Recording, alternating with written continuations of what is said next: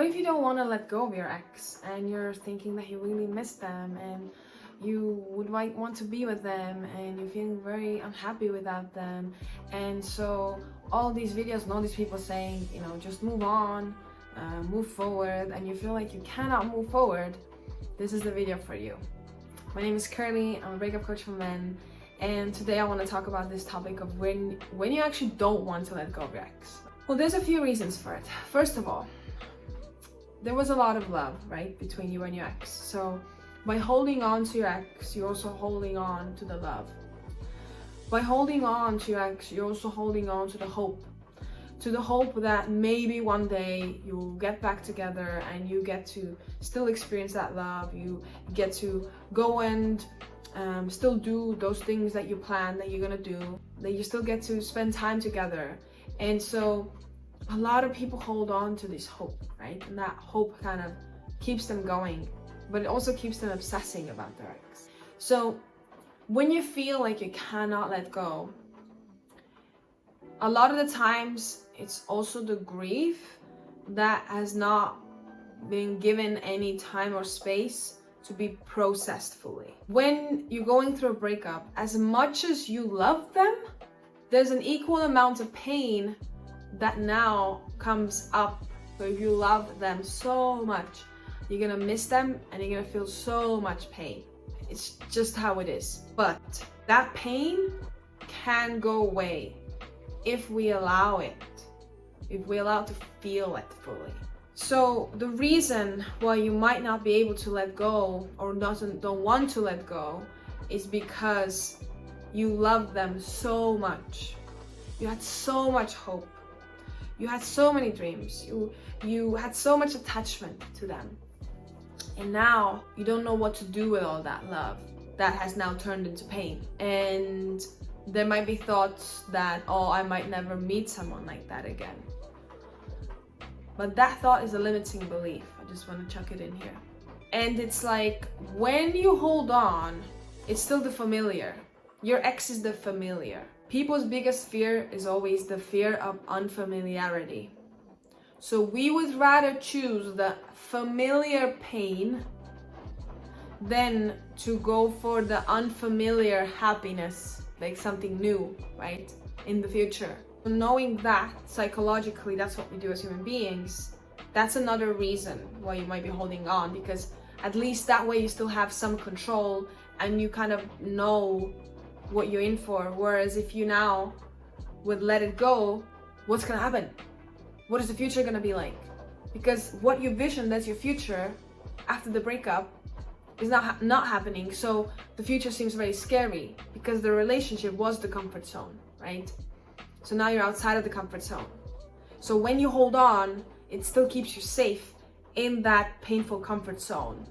Because if you accept fully that it has ended, then that means that you have to start moving forward into the unknown, scary future. You see where I'm going here with? So in order to want and desire to move on, you kind of have to let go of the hope. You have to cultivate trust that it was for your highest good in some way. That can be very challenging sometimes because you don't see the way. You don't see why it had to happen. It's only when we look back, maybe years after, we look and we're like, oh, that's why it had to happen. I was supposed to meet that person, or I was supposed to get that lesson. I was supposed to go and move there. I was supposed to do that, right? I was supposed to learn this. That's where we can see it. But when we're in it, we don't see it. So if you're holding on, you're actually missing out on the lessons as well that are trying to come through. Not only that, you're also still putting the energy and your focus and your attention, all this vital energy, right, into kind of the ghost of the past, rather than yourself and your future and your life and your happiness. So in a way, you're neglecting yourself too when you're holding on. So there has to be this understanding that happens where it's like, I now get to, want to, and have to prioritize myself and my own happiness. Yes, it was that person. Yes, there was love there. Yes, it was a wonderful experience or a painful experience. Yes, I am still so sad that it happened, so upset that it happened. However, it is now time to prioritize myself. It is now time to focus on my life and what I want to do, and to start recreating that.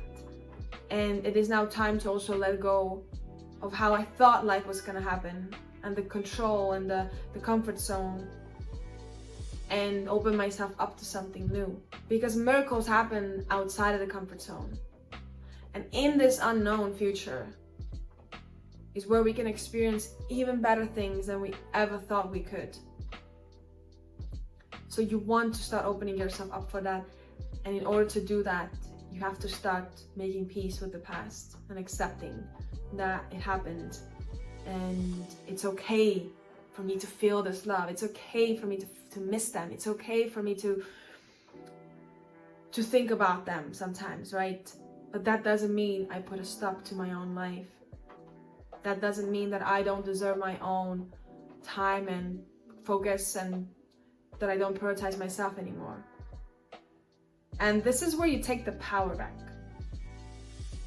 of the other person, and you bring the power and energy and focus into you now. I hope it was helpful. This is what I do with my clients. I help them overcome their breakups and really understand some higher perspectives, move forward. I have a lot of different tools, strategies, practices, healing modalities that I do with my clients. And if you're struggling, and you've been struggling for a while, but you finally are like, okay, I need to actually let this go. I want to move forward with my life. Get in contact. Book a coaching call with me.